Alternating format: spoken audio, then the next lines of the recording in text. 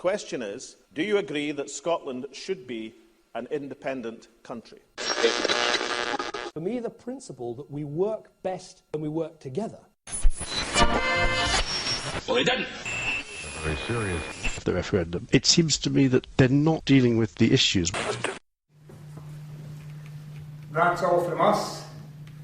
Now it's time for the news where you are. The news where you are comes after the news where we are. The news where we are is the news. It comes first. The news where you are is the news where you are. It comes after. We do not have the news where you are. The news where you are may be news to you, but it is not news to us. The news may be international, national, or regional. The news where we are may be international news. The news where you are is never international news. Where you are is not international. The news where you are comes after the international and national news. The news where you are may be national news or regional news. However, national news where you are is not national news where we are. It is the news where you are. If the news where you are is national news, it is only national where you are. The news where we are is national wherever you are. On Saturdays, there is no news where you are.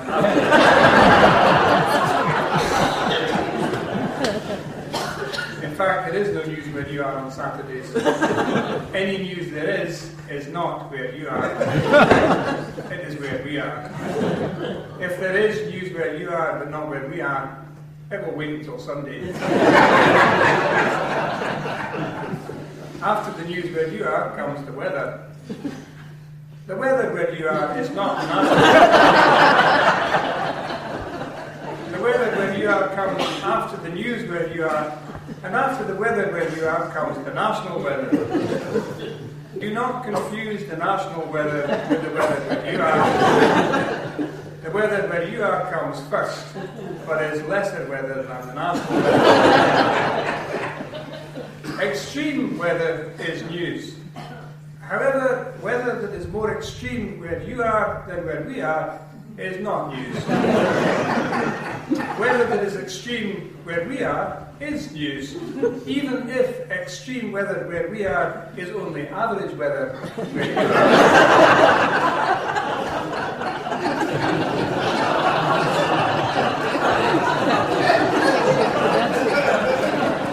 On average, weather where you are is more extreme than weather where we are. Tough shit. Good.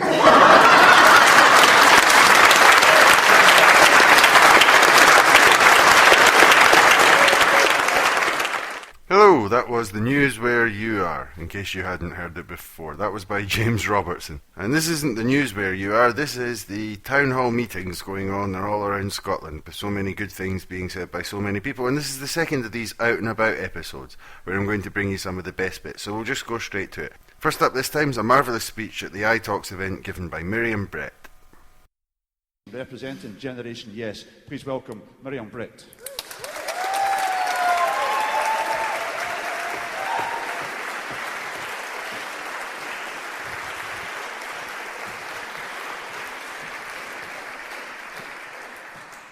Hello there.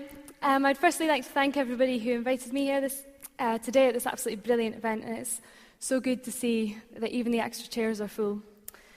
So here I am giving the young person's voice on independence. I haven't always actually been an advocate of an independent Scotland.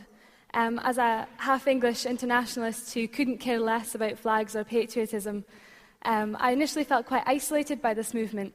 And it took a while to realise that the portrayal of yes and how it was being played out was actually a constructed, deliberate attempt to narrow its appeal. Yeah, I hear these words in my sleep now, and I think most yes campaigners do, but this movement is not about one person, it's not about one party, it's not even about parties at all, it's not about nationalism, and it's certainly not about inward-looking politics. On the contrary, Yes Scotland is about social justice, It's about real functioning democracy, and it's about compassion in the international community. As a young person, it's about what kind of future we want to see, what kind of government we want to have, and what kind of society we really want to build. It's about where we want decisions to be made, and most importantly, whose interests we want those decisions to be made in.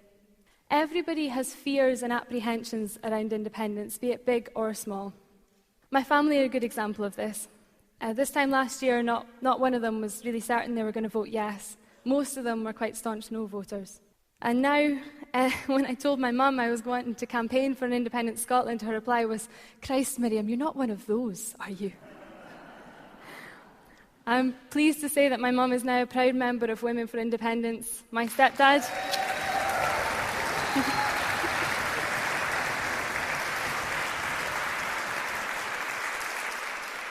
My stepdad, Green yes, and my two brothers and sister are also voting yes, and we're working on the rest.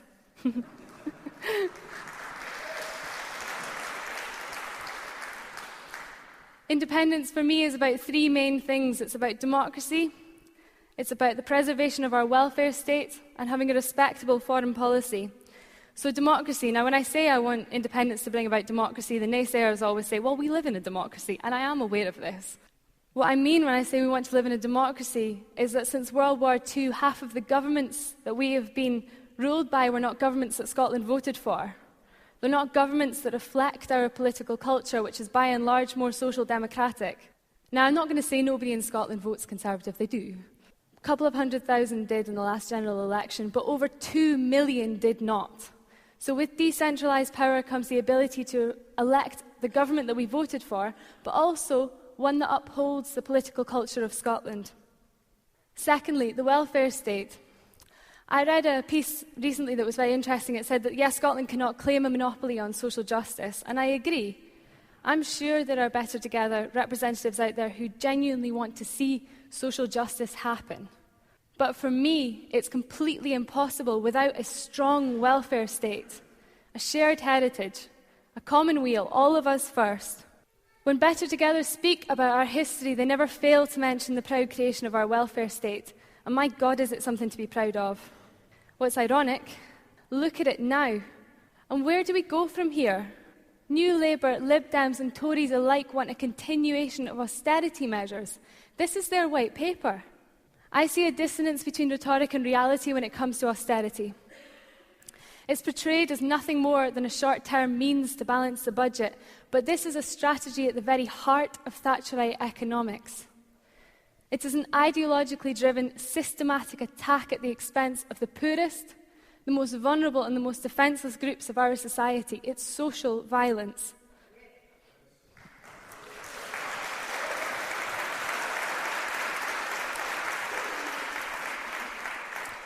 Our generation grew up in the fourth most unequal country in the developed world. 1 in 5 of us grew up in poverty. Food banks exist. Not only do food banks exist, they're oversubscribed. And charities that ordinarily operate overseas are having to work here. Poverty at this level does not just happen, it's created. Waves of unjust social policy perpetuate this embedded, ever-widening inequality.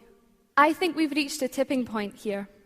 I refuse to accept that there will be another generation subjected to the unremitting rolling back of our state, teamed with the steady but unquestioned selling of our welfare state, our public good, as a commodity. It's a chilling prospect.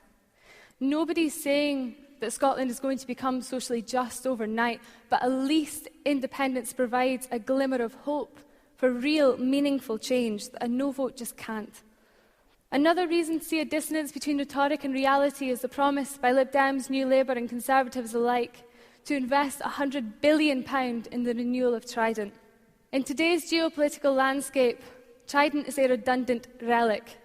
So irrational is its investment that I can only presume this is little more than a ditch attempt by a dwindling power to reassert its militant might. It's barbaric, it's obscene, and it's abhorrent.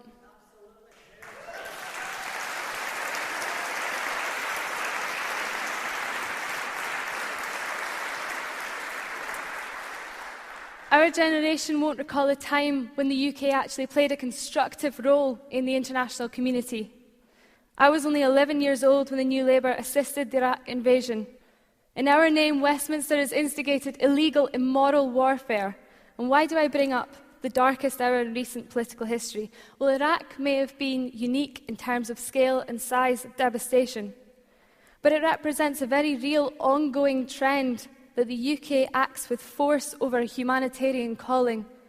Only last year, we witnessed another attempt for humanitarian intervention, with little to no understanding of the conflicts of the ground in Syria and the impact that this might have there. The UK international development sector, another example, has merged, it's lost its autonomy and merged with international humanitarian development, guided by a donor-recipient basis and economic growth over real meaningful progress. I would rather be part of a country with a significantly smaller voice in the international community, but one that advocates compassion and dignity.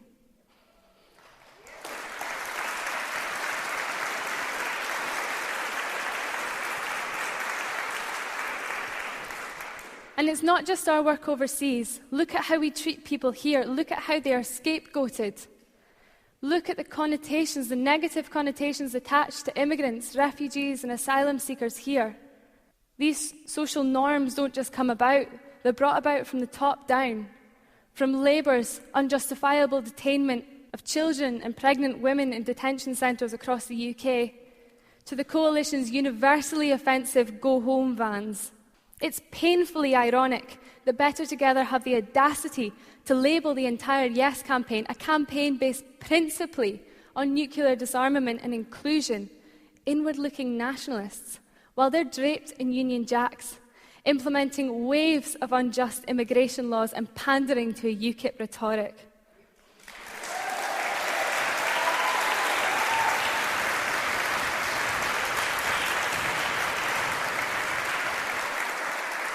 Electing your own government is not isolationist, it's normal.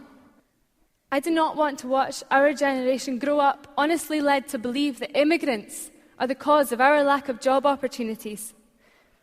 Not the downsizing of industries, not blatant exploitation, not because workers' rights are actually yet to be enshrined in a constitution, and not because of the cutbacks and redundancies. We have an opportunity here to embrace a genuine cultural shift, away from this poisonous scapegoating and towards a welcoming, fairer society. But we can't simply pitch slogans at people, and we need to strive for a very educated, informed debate. My advice to you is this: don't read the papers each week and watch the TV and hope to gauge an accurate understanding of what yes is and what it means. This movement faces immense backlash because it challenges largely unquestioned status quo, challenges incredibly powerful people, and it challenges a massively powerful institution. Go to yes shops and cafes with questions at hand. Use our alternative media sources, Bella Caledonia, National Collective, Wings Over Scotland. Go to events that are being held up and down the country by Yes Scotland. And when I say Yes Scotland, I mean Green Yes, the Scottish Socialist Party, SNP, Radical Independence, Women for Independence, Labour for Independence, the Commonweal, the Jimmy Reid Foundation, National Collective, Scottish Campaign for Nuclear Disarmament, Generation Yes, and more.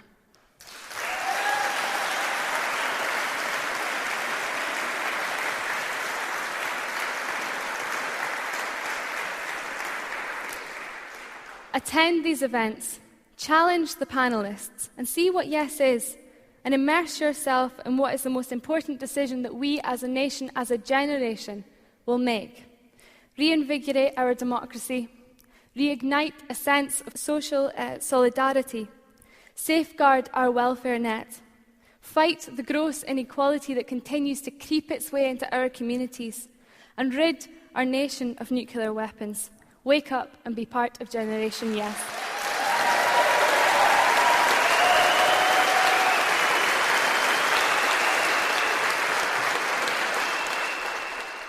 So that was Miriam Brett, and the bit she said there about getting informed, well, the next part's in that spirit. So here's Councillor Lynn Devine speaking at Westmuir Hall a couple of months back, speaking about early years education, childcare, and the opportunities that independence could bring us in those fields.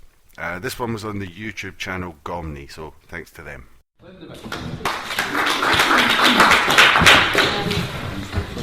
Well, I'd actually like to follow on from what Sheena was saying, because this very morning I was at a meeting of something quite exciting, and it's probably on the Finnish kind of example. It's called the Early Years Collaborative. Now, this is a fully funded programme by the Scottish Government, which is only a year old, and what it does is bring together social workers, education workers and health workers from 0 to 8. What they're doing is getting people who are just pregnant, and at 6 weeks they are offering the support for people who have got difficulties and people who may not have difficulties. Having a first child is a pretty difficult thing anyway, so I think this is just a wonderful starting point. The government already, this is under devolution, so what could we do with the powers of independence? We are also increasing from 475 hours to 600 hours of preschool care come August. So attempts are being made, and yet to provide the actual amount of preschool care that's required to let women get back to work, and men indeed too, it would need an awful lot more money. I kind of get really excited about the thought of independence in actual fact. I wish that, there's not often I wish I was a teenager, believe me, but to be a 16 or 17-year-old, to be able to vote for the first time for an independent country, I think is just so exciting. I had to wait till I was in my 40s till it came to me that an independent Scotland would be a good thing, when I was actually, at this point, not a teacher, but I was working for a fair trade organisation and had the really enjoyable experience of meeting people from Nicaragua, South Africa, Palestine, and Mexicans. And I had a conversation with the Mexicans which changed my life. It went something like, we thought Scotland was an independent country, so we're a bit surprised. How does Scotland have a say in Britain? No, I hadn't really thought about it, to be honest. When you think about it, we now have 59 MPs. At that point, we had 72 MPs. There are 650 MPs in Westminster. I'm sure you all know that. How does 59 MPs ever have any say? This is the democratic deficit that we talk about. The fact that we've only got one Tory MP in Scotland, and yet we have Tory government and all that's coming with it. The majority of Scottish MPs did not vote for the bedroom tax, did not vote for £100 billion on Trident, did not vote on the privatisation of the Royal Mail, but we have all of these things. How sensible is that? To allow people who know nothing or very little about Scotland to take decisions about Scotland. So what about our young people's chances in a Scotland, an independent Scotland? One of the things that would be coming here would be extra jobs. Now, we can say, in all fairness, we would want to encourage the economy and grow the economy, but there will be very important jobs coming to Scotland in that we would need to have departments of Foreign Affairs, Department of Defence. These are high-powered jobs which are being done at the moment in London, which is the most expensive part of the country. They would be with us. They would be good, well-paid jobs. Our young people wouldn't have to go abroad for such well-paid jobs. At the moment, Scotland, as you know, is a very rich country in energy, food and agriculture. Our exports in food and drink have gone up 55% in the last 7 years. Lots of young people are going to agricultural college. We need land reform so that they can get land to have their farms, but that's a possibility. That is a much greater possibility in an independent Scotland than if we stay within the Union. We have increasing engineering. People say to me, we don't make anything. But we do, and there are more engineering companies coming to Montrose than ever before. The port in Montrose is starting to burgeon. There's lots of new jobs, creative jobs. And what's, I think, exciting is in the past few years, I've seen an increased linkage between schools and colleges, schools and businesses, businesses and universities, and that all gives young people a much better, a clearer idea of what is available to them, and they can dip into it. We have opportunities for young people to go from school to college if they don't want to do an academic qualification. There are the apprenticeship schemes which have been very successful and will continue to be, but I think we can again increase the number of these as we go forward, independence. So I would say generally that obviously we have to have a substantial economy, but we have a good economy now. I understand that per capita our output is the same as England without oil. So oil is a bonus. And when people say, unionists say you're depending on oil, the oil prices will go down, the oil is disappearing. Well, the oil prices have always gone up and down. What you were saying about certainty, there is no certainty in this world. Life is not certain. 4 or 5 years ago, we didn't realise we were going to be in this bad economic situation. Nobody would have thought so. We're having to cut important services to people. And it's not fun being a councillor these days, I can assure you, because things that were put in place several years ago when there was lots of money will be cut because we just can't afford them. And it's not right that we can't afford them. This whole thing about public and private, well, they keep telling us that people in Scotland are all in the public sector. It's a smaller percentage in the public sector in Scotland than there is in England. So again, that we keep getting fed this information and people keep believing it, and it's up to us and to go onto these websites and to look at all the Twitter and everything like that. That's where you get the information, the different side of things from the mass media, which is not on our side. Which I think is surprising, don't you? Because a lot of young people who are in the creative industries, in the National Collective, are all for yes. They can see the potential in independence. Why can't the journalists see the potential to be reporting from a Scottish point of view what's happening in Somalia or anywhere in the world? I find it peculiar, to say the least. I honestly don't think that there's a specific kind of thing for young people. I think for everybody it is the same kind of process. In September we'll take this decision for people in Scotland to take decisions for people in Scotland, not for our neighbours to be taking decisions. I mean, somebody said to me the other day, it's just like, you work, you get your money, and you give it to your neighbour to spend the way they want to spend it. Well, who would do that? But that's what we do. We do it all the time. I think last year it was a substantial amount of money we didn't get back.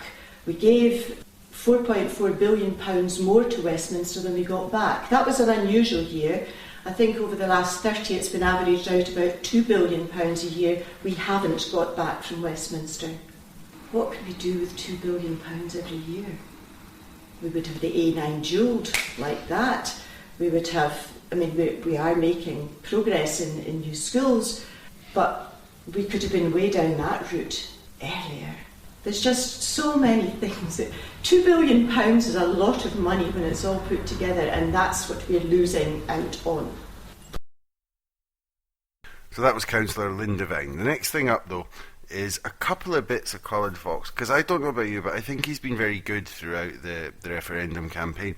And I've also noticed a couple of times that it seems to be that someone at BBC or some of the mainstream media have thought, okay, let's get the socialist leader on, because he'll present a more extreme picture and it'll be easily discredited. We can kind of make a fool of him.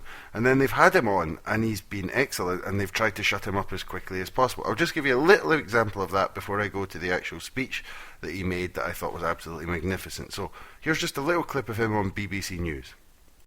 The other point raised there in the polling, at least, was that women seem to be less inclined to support you than men do. Why do you think that is? I think the polls tend to show that women have not made up their mind so much. There's a bigger proportion of don't knows amongst women. And that's fine. If people want to take time, they've still got time. They've got another 100 days to make up their mind about it. And I think the message from the Yes campaign is that women in Scotland have got a proportionately greater to gain from independence. They are, after all, lower paid. They suffer inequalities. They tend to take the burden of childcare. And with independence, women, working class women across Scotland, stand to gain more. And that's a message we have to continue to put over and persuade them by the 18th of September to trust us and not listen to the scaremongering of Gordon Brown. You know, listen to him there, and he does more than passable impersonation of Private Fraser from Dad's Army. We're doomed, our oil's about to run out, our currency is worthless, our pensions won't be paid, we're too small, too poor and too stupid to look after our own affairs. And of course it's nonsense, and it's a message that's diminishing. You'll be only too well aware that both sides have been trading claims and counterclaims and figures and counterfigures throughout this, which has left people understandably a bit bamboozled. The point to put to you, surely, is that you're now up against three major political parties who all say, to a degree, if people vote no, they will get more devolution anyway. And for those who are doubtful about the risk of going for yes, that is surely quite an appealing message. Well, I have to say, you know, that the message of the Yes campaign from the very beginning has been positive and inspiring, and the message from the No campaign has been pessimistic and miserly. But they're now saying Devo Max, and that's important, isn't it? It is an important development. I'll tell you, the argument that Gordon Brown and Alistair Darling puts forward essentially is that Scotland gets the best of both worlds. We have a strong Scottish Parliament and vital influence at Westminster. And it's a double-dip delusion, because this whole debate is about the fact that we don't have a strong Scottish Parliament. I spent 4 years in the Parliament to have a daily experience of being told what I couldn't talk about. Colin, you can't talk about unemployment in here. Colin, you can't talk about the national minimum wage in here. Colin, you can't talk about Iraq in here, or Trident, or Afghanistan, or equalities for women. It's the whole point of this debate. We don't have a Scottish Parliament with the sufficient powers that the Scottish people want, and neither do we have vital influence at Westminster, because if we did, we wouldn't have the bedroom tax that we didn't want. OK. And a whole raft of other measures. Time has beaten us. Thank you for coming on. Thank you, Colin my Fox pleasure. In Edinburgh. So, rather good there, but wait till you hear this one. This was Colin Fox speaking at Benarty, but in the community centre there. It's north of Lochagelly in Fife. And this was recorded in March, and I think this is one of the better speeches I've heard in the whole thing so far. This is the last little bit for today, so I hope you enjoyed it, and I'll speak to you on the next Out and About podcast. Colin Fox is the leader of the Scottish Socialist Party. He sits on the Yes Scotland Advisory Board. The SSP, the SNP and the Green Party set up Yes Scotland. Colin was an SSP MSP for the Lothians from 2003 to 2007. And I had the great pleasure of being his boss for the 4 years. Over to Colin. Thanks very much, Fiona. Can I just say, did the NDC report in Scotland last night? The NDC report in Scotland at 6:47. The NDC Lorna Bett on the television last night. Look out, Jackie Beard, that's what I say. Lorna's on her way. Got to be an improvement. Jackie Beard, no, Jackie Bird, is it? Jackie Beard, Jackie Bird. I watch it. I don't watch it unless Lorna's on. I wanted to say thanks very much to Lorna for that introduction, and thanks very much to Yes Benarty for inviting me. And above all, thanks very much to all of you for coming, because I think it's a fantastic turnout. It's a Friday night, and I do lots of meetings on a Friday night, and I tend to say to people, have you any pubs to go to? But the truth of the matter is, there's meetings like this one, 100 people here, taking place every night of the week, all the length and breadth of Scotland. And I know I look like a young guy, but I remember the anti-poll tax campaign. Hands up, anybody remembers the anti-poll tax campaign? Would you know what they're now saying about Yes Scotland? It's the biggest political grassroots campaign Scotland has seen since you were involved in the anti-poll tax campaign. And personally, I think that's a good comparison, because the anti-poll tax campaign won a famous victory, and we're going to win a famous victory against very considerable odds indeed. So I thank you all for coming, and I look forward to your questions. I wanted to just say one thing. This is my second time in the Donati Centre. I was here, I think, less than a year ago, interviewing Wally for a project I was working on, looking at the leadership qualities of post-war Scottish trade union figures, like the Moffat brothers, like Lawrence Daly. We're talking about Willie Gallagher and his time as the famous Communist MP for this constituency between 1935 and 50. And this is one of my favourite parts of Scotland because I love all that. I love learning about working class history because they don't tell you that in Reporting Scotland. I love coming to communities like this and learning from people like Wally what I've inherited, what you've inherited, our history, what our grandparents did, what our great-grandparents did, what our mums and dads did to make sure we've got the quality of life that we've got. And of course, as Wally and Diane have made clear, the truth is the things we won in the past have been taken off of us. And I look to my granny and granda, to my monda, and you look to your monda and your granny and granda, that they don't take off of us what they fought hard to gain. You've got to promise yourself that you stand up for your rights and your dignity at work in your community in the same way your mum and dad and your grandparents did in this community. And that, to be honest with you, of the things I'll say tonight, people often say to me, what's this independence debate about? Well, it's about that. It's about standing up for ourselves. It's not allowing people to walk out of the utopias and making sure that the proud traditions that have been handed to us, that we continue so that we're going to fight as hard for our lives and for our kids and our grandparents as previous generations did before. And I thought I would start with that point because the truth is, for the socialist movement, for working class people like us, today's a sad day. We lost one of our dearest comrades and friends today in Tony Benn, who died aged 88. A proud, honourable, maybe some people would say the heart of the socialist movement in these isles. And it's a sad day. And I hope you remember. I'll remember where I was the day that Tony Benn passed away. And I think it's fitting to say that I'll remember being with you at a political meeting determining the future of this country on the day that Tony Benn died. And I have to say, I had the great honour of meeting him a few times, shared platforms with him, and I have to say, wherever he is just now, he'll be looking down on you and patting you in the back, because it's a struggle that continues, and it's what he'd want you to be doing, to stand up for the same ideas that he stood for and continue. So today is a very important day. This is a very important meeting, and the vote on the 18th of September is a very, very important vote. Make no bones about it. The 18th of September, you've got the chance of a lifetime. A lifetime.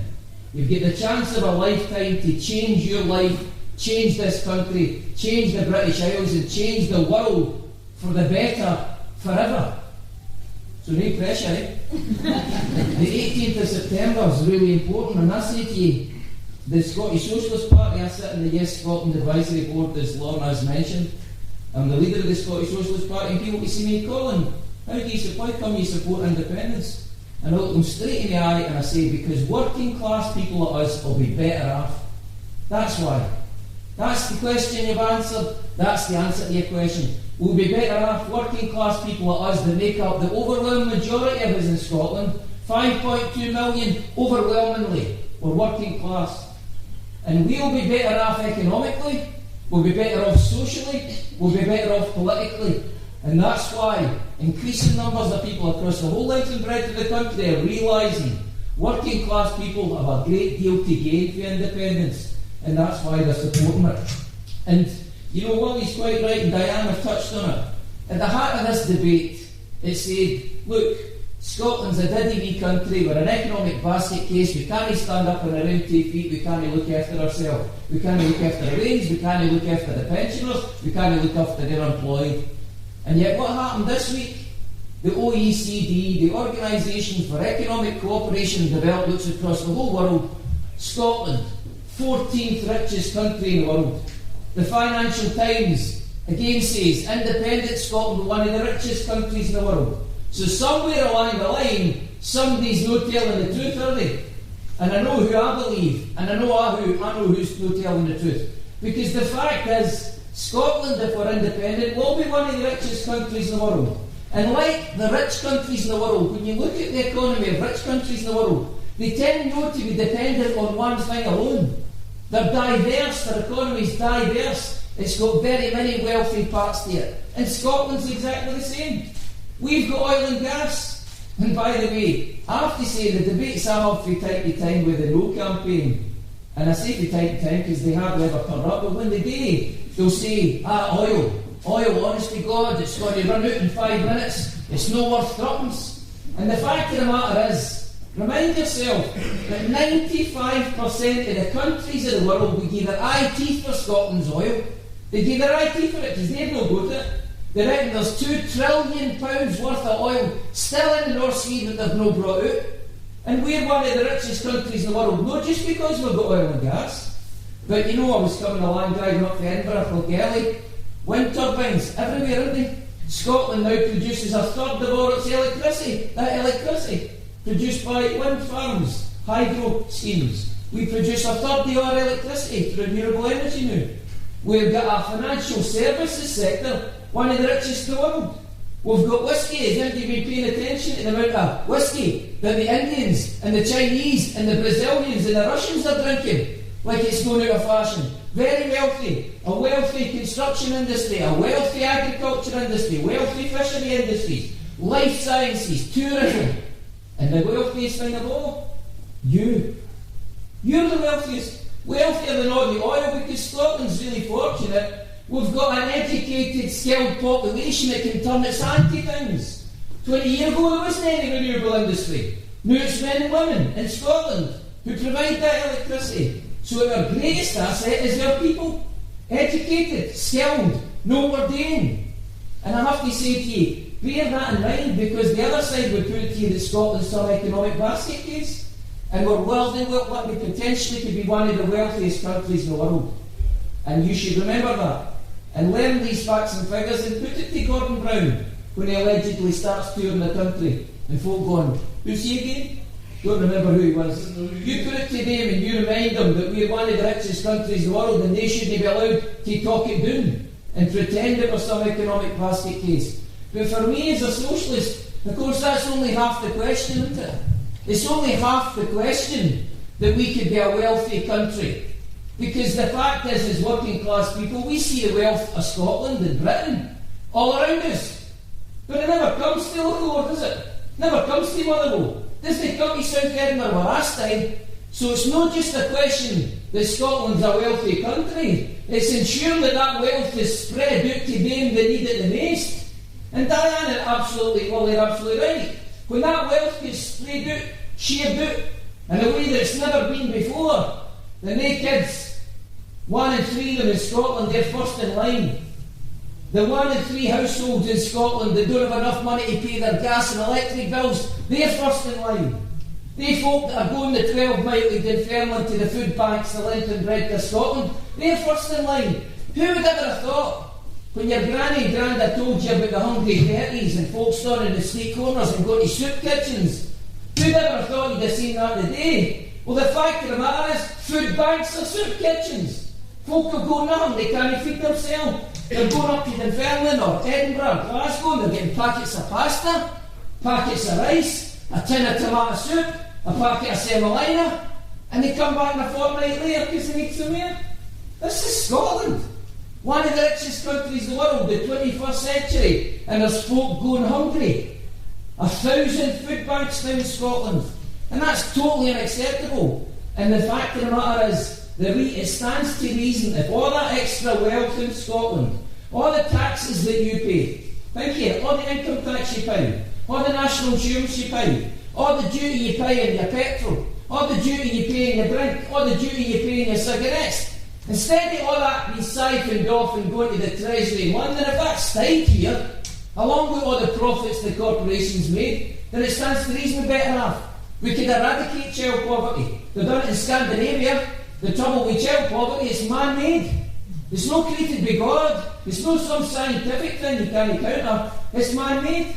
Fuel poverty is man-made. People going hungry is man-made. It's got to be changed. And independence affords us the wherewithal to change it. And I have to say to you, the Yes Scotland campaign isn't just made up of the Scottish Socialist Party, is it? It's made up of the Scottish National Party, it's made up of the Greens, made up of lots of people. And what I'm proud to say is that the agenda I've just put in front is shared by us all. There is understanding that we've got to get rid of child poverty. It brings a great shame on our nation's reputation. Pensioners cold in the winter, that's no on in the independent Scotland we're trying to build. People going hungry, that's no on either. It shouldn't be the case, and we're going to address it. You know, the fact that people have got a chronic shortage of affordable housing in Scotland. You look at kids that can't grow up where their mum and dads lived before. They've got to move somewhere else. There is a chronic shortage of affordable housing. All these things have got to be addressed, and they're at the centre of the Yes message is all about. So we have extra money, and that's how we're going to spend it. We're not going to give it to the bankers. We're not going to give it to another generation of trident nuclear weapons. We're not going to give it to them who've already got plenty. We're going to give it to them who need to be taken care of, so in an independent Scotland, nobody gets left behind. Nobody. And that's the way it should be, because that's the social democratic Scotland that we want to build. And as Willie and Diane have mentioned, politically, if you think of the consequences of this, an independent Scotland means there's no more Tory governments. There's no more bedroom tax. There's no more poll tax. There's no more hounding disabled people by Ayetalks. There's no more scapegoating immigrants or claimants for crimes committed by bankers. The greatest miscarriage of justice of our time. The bankers who bankrupted the country get to walk away scot-free with their big bonuses, and yet working class people in communities like yours are hammered out the head by cuts in their services, a tax on their benefit, a tax on their wages, paltry conditions, 0 hours contracts, underemployment for a crime created by the bankers. What's going on? And the fact of the matter is, this debate, we're voting yes for independence, and we're voting to reject that. That's what this debate's about. That's how it's as serious as it is. And I say to you, I want to make one thing clear about, as a socialist, well, he's a socialist, other communist socialists will say, be clear about one thing. Supporting Scotland's right to self-determination, the democratic right to self-determination for Scotland, doesn't make you a Scottish nationalist. It makes you a democrat. You're supporting a democratic right that 260 other countries in the world take for granted, and that's what we want. So we're not looking for any favours, we're looking for our right, our inalienable right to make our own decisions. And that doesn't make you a Scottish nationalist. I'm no nationalist, I'm a socialist. I support independence in the same way that John Maclean, the leader of the Red Clydesiders, 100 years ago stood up and supported independence. He came to communities like yours. James Connolly from Edinburgh, a man who also came here, passionate advocate of independence for Scotland, executed by the British for his role in the rising in Dublin in 1916. Nobody who knows anything about John Maclean or James Connolly would ever describe them as nationalists, but they were passionate about independence because it was a democratic question. It was our right to determine our future and to reject the British Empire, to reject neoliberalism, to reject the exploitation of working class people by the rich, by the corporate elite. And that's what this debate's about. And I'm proud to say I'm passionate about independence, a lifelong trade unionist, a lifelong socialist, and there's no contradiction, none whatsoever, in supporting independence in that way. And I have to say one thing that we all should readily understand. Scotland is a nation. We're a country.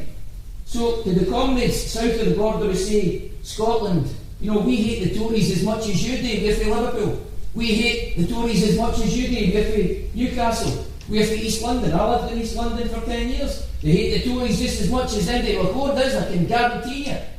But the difference is, East London isn't a country. It's not a nation. Neither is Merseyside, neither is the North East, neither is South Wales, neither is Yorkshire.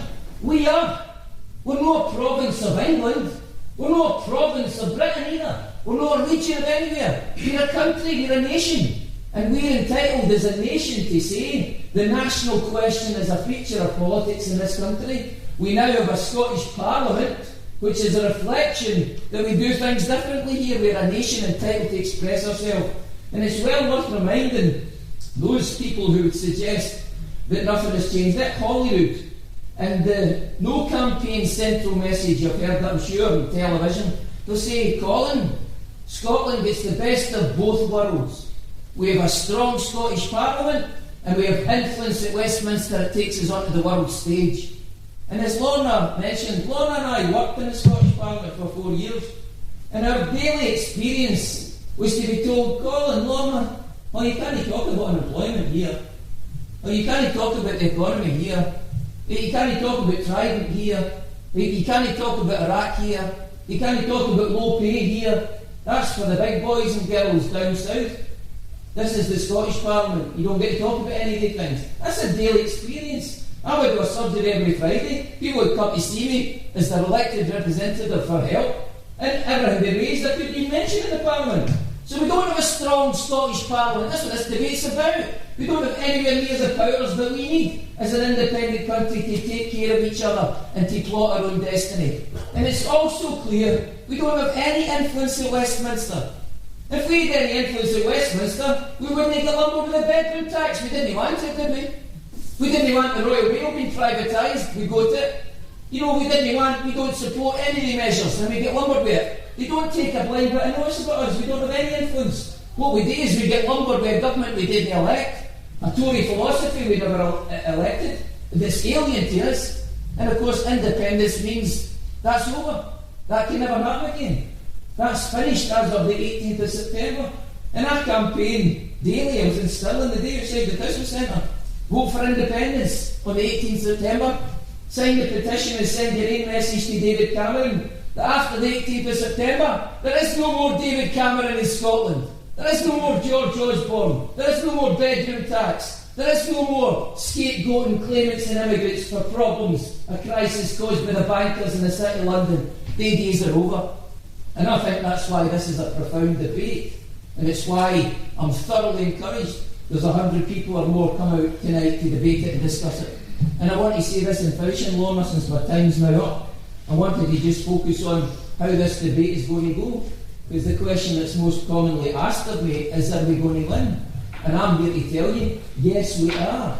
We are going to win a famous victory in the 18th of September. Yes, I'm aware that we're 5-6% behind in the polls. But I tell you, you can tell by turnouts at this meeting. You can tell that the gap is already closed by 5% in January. 2 weeks' time, the Labour conference has to meet and to decide what proposals they're going to put in front of you and the rest of the country about Devo Max. And the Labour Party is in a total horns of a dilemma. Because on the one hand, they want to offer sufficient powers to the don't know, the people who wanted Devo Max, to say, right, we'll give you these powers. So you don't have to vote yes. There'll be a substantial set of powers. So don't vote yes and keep Britain together. Knowing fine well that they can't get that through the Westminster Parliament. That's where it has to go. The Tories will not support it. Labour MPs south of the border will not support substantial new powers for Hollywood.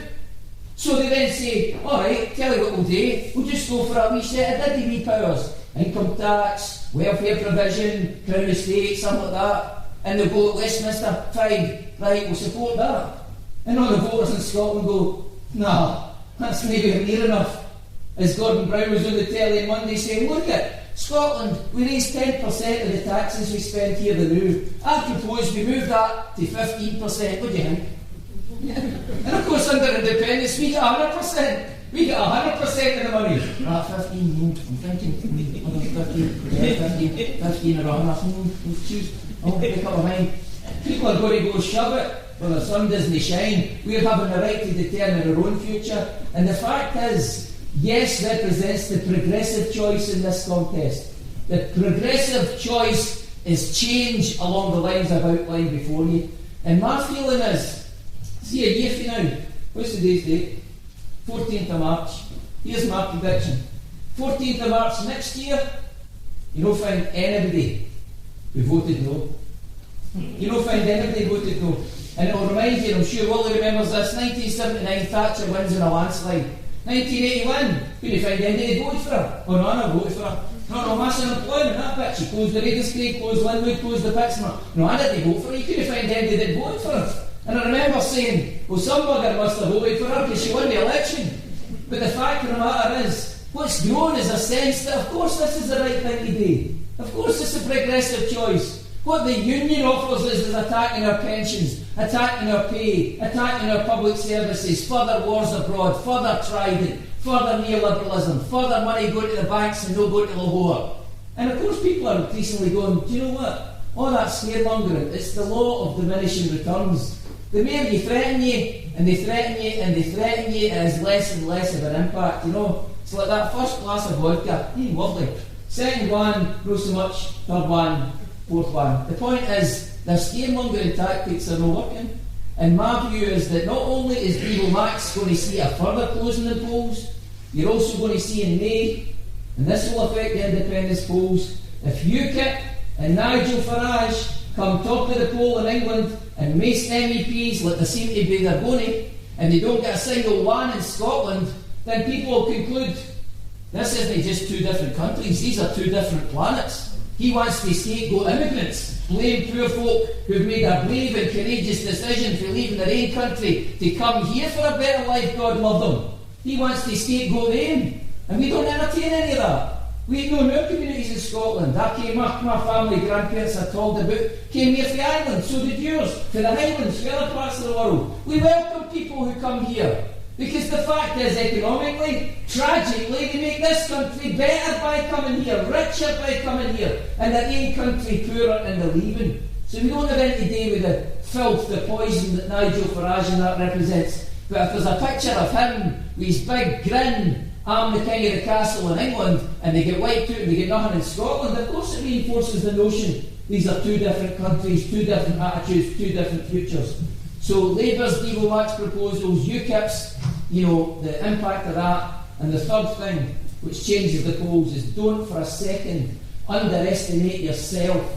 The great mass movement, the great rank and file grassroots campaign that you're part of, and it's growing, growing, growing. The other side don't have anything like it, none whatsoever. So it's you that will change the vote forever. And promise yourself that on the 19th of September you wake up, a big yes vote achieved, and you say to yourself, I did that. I changed the world forever for myself and my Waynes.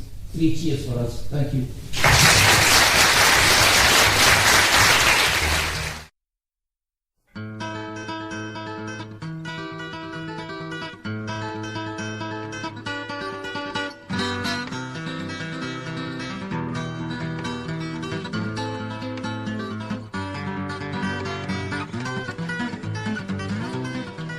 Come on and take a walk with me through this green and growing land.